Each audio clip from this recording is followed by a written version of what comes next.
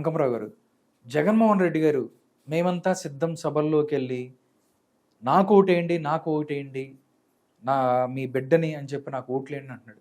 అసలు జగన్మోహన్ రెడ్డికి ఓట్లు ఎందుకు వేయాలి సార్? ఆంధ్రప్రదేశ్ని అప్పులు ఊబులు తీసుకెళ్ళినందుకు ఓటు వేయాలా?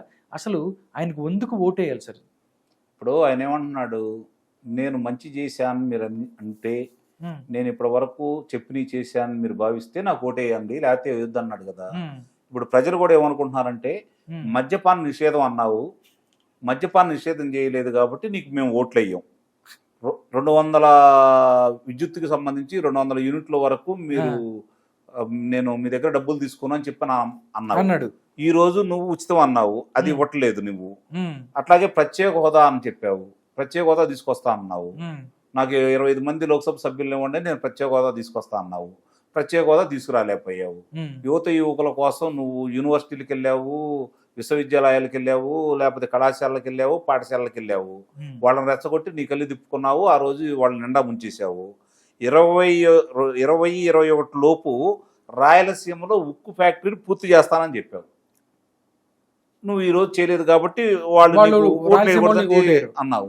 అదే 2021 వరకు పోలవరం పూర్తి చేస్తా అన్నావు, చేయలేదు కాబట్టి వాళ్ళు ఓట్లు వేయమని చెప్పి నిర్ణయానికి వచ్చేసారు. 2,30,000 ఉద్యోగాలు భర్తీ చేస్తా అన్నావు, చేయలేదు కదా. అప్పుడు ఖాళీగా ఉన్నాయి, నేను చేస్తానన్నావు. అలాగే 23,000 పోస్టులు మెగా డిఎస్సి అన్నావు, చేయలేకపోయావు కదా. కాబట్టి ఉద్యోగస్తులు కానీ లేకపోతే ఉద్యోగం రాని నిరుద్యోగులు కానీ ఓటేదన్నావు. చిన్న సన్నకారు రైతులకు ఉచితంగా బోర్లు అన్నావు, ఈ రోజు వరకు కూడా దాన్ని అమలు చేయలేకపోయావు కదా నువ్వు. అవును. అట్లాగే కరెంట్ ఛార్జీలు తగ్గిస్తా అన్నావు, కానీ 9 సార్లు పెంచావు. నీకు గృహిణులు నీకు ఎందుకు ఓటేయాలి? మద్యపాన నిషేధం చేయనన్నావు, చేస్తా అన్నావు, చేయలేదు. ఇప్పుడు విద్యుత్ ఛార్జీలు తగ్గిస్తానన్నావు, పెంచావు. కాబట్టి వాళ్ళు నీకు ఓట్లే అంటున్నారు. బస్ ఛార్జీలు తగ్గిస్తా అన్నావు, ఈరోజు 3 సార్లు పెంచావు అదే బస్ ఛార్జీలు. పెట్రోల్ డీజిల్ ధరలు ఇతర రాష్ట్రాల కంటే మన రాష్ట్రంలో అధికంగా ఉన్నాయి, నేను వస్తే తగ్గిస్తానన్నావు. ఇప్పుడు భారతదేశంలో ఏ రాష్ట్రంలో లేనంత పెట్రోల్ డీజిల్ ధరలు ఈరోజు ఆంధ్రప్రదేశ్లో ఉన్నాయి. కులానికి ఒక కార్పొరేషన్ అన్నావు, ఏం చేసావు? బోర్డు ఇచ్చావు కానీ డబ్బులు ఇవ్వలేదు. ఇస్లామిక్ బ్యాంక్ అన్నావు, నువ్వు అది చేయలేకపోయావు. అలాగే మైనార్టీలకు 5 లక్షల వరకు ఉచిత రుణం అన్నావు, అది కూడా నువ్వు చేయలేకపోయావు. 30 లక్షల ఇల్లు కట్టి తాళాల గుత్తి లబ్ధిదారులకు ఇస్తా అన్నావు, ఇచ్చావా? ఇప్పటి వరకు టిట్కో ఇళ్ళు ఉచితంగా రిజిస్ట్రేషన్ చేయించిస్తా అన్నావు, ఇంతవరకు ఏమన్నా నువ్వు చేయించావా? నియోజకవర్గానికి ఒక అనాథ ఆశ్రమం అన్నావు, కనీసం 175 నియోజకవర్గంలో ఒక దాంట్లోనైనా నువ్వు కట్టావా? లేదు. నియోజకవర్గంలో ఒక కోల్డ్ స్టోరేజీ అన్నావు, 175 నియోజకవర్గాలు వదిలేసే ఒక నియోజకవర్గంలో అయినా నువ్వేమైనా కట్టావా? నియోజకవర్గంలో ప్రతి రాష్ట్రం మొత్తం మీద రైతులకు సంబంధించి 3,000 కోట్ల రూపాయలతోటి ధరల స్థిరీకరణ నిధిని ఏర్పాటు చేస్తా అన్నావు. వాళ్ళ దగ్గర ధాన్యం తీసుకోవచ్చు, లేకపోతే అపరాలు తీసుకోవచ్చు, వేరే కొనవచ్చు. 6 నెలలు సంవత్సరం అయినా కూడా ఇంకా వాళ్ళ ఖాతాల్లో నువ్వు డబ్బులు జమ చేయట్లేదు. మరి నువ్వు వాళ్ళకి మేలు చేసినట్ట ఏం చేసినట్టు? రైల్వే జోన్ తీసుకొస్తా అన్నావు, ఏమైపోయింది రైల్వే జోను? ఇవన్నీ కూడా నువ్వు చేసిన వైఫల్యాలు చాలా కనపడతా ఉన్నాయి. ఈ రోజు ప్రజలు దానికి సిద్ధంగా ఉన్నారు నిన్ను ఓడించడానికి. ఎందుకంటే ఇవన్నీ చేస్తేనే నువ్వు ఓట్లు వేయమన్నావు కదా. ఓట్లు వేయకూడదని చెప్పి వాళ్ళు నిర్ణయం చేసుకున్నారు. చెత్త పన్ను వేసావు, ఇంటి పన్ను పెంచేసావు, రిజిస్ట్రేషన్ ఛార్జీలు పెంచేసావు, ఆస్తి పన్ను పెంచేసావు, ఇంటర్ విద్యార్థులకు మధ్యాహ్నం భోజన పథకం కట్ చేసావు, పీజీ విద్యార్థులకు ఫీజు రీఎంబర్స్మెంట్ని రద్దు చేసావు. నువ్వు ఏం చేసావు అని చెప్పని ఈరోజు వీటన్నిటికంటే ముఖ్యంగా అన్నా క్యాంటీన్ రద్దు చేసావు. పేదలు ఒక 5 మెతుకులు తినే 5 రూపాయలు కట్టకుండా తినే అవకాశాన్ని నువ్వు రద్దు చేసావు. మరి ఏం మేలు చేసావని చెప్పని నీకు ఈరోజు నీకు ఓట్లు వేయాలి. కాబట్టి ఇవన్నీ కూడా ప్రజలు ఆలోచించుకుంటా ఉన్నారు. ప్రజలకు ఒక నిర్ణయానికి వచ్చారు. చివరికి ఇంకోటి అంటే మీకు తెలియంది, గిరిజనులు ఈరోజు కలప కొట్టుకునే పరిస్థితి కూడా లేదు. వాళ్ళ గిరిజనులు అంటే కొండ ప్రాంతంలో ఉంటారు, వాళ్ళు చెట్లు అవన్నీ కొట్టేసుకొని తీసుకోదానికి కూడా దాన్ని కూడా నువ్వు కట్ చేసావు ఈరోజు. అంటే నువ్వు ఏం చేసావు? ఫలాంది రైతులకి గోల్డ్ లోన్స్ పై వడ్డీలు రాయితీలు అన్నారు. అసలు నీకు తెలుగుదేశం ప్రభుత్వం ఉండగా 1,00,000 రూపాయలు కనుక రైతు రుణం తీసుకుంటా ఉంటే ఒక్క రూపాయి కూడా కట్టే పని లేదు. మార్చి 31వ తారీఖు లోపు కనుక నీకు ఆ రుణం చెల్లిస్తే వడ్డీ కట్టించే అవకాశం ఉండేది కాదు. 3 లక్షల రూపాయల వరకు 25 పైసల వడ్డీ మాత్రమే కడితే సరిపోయేది.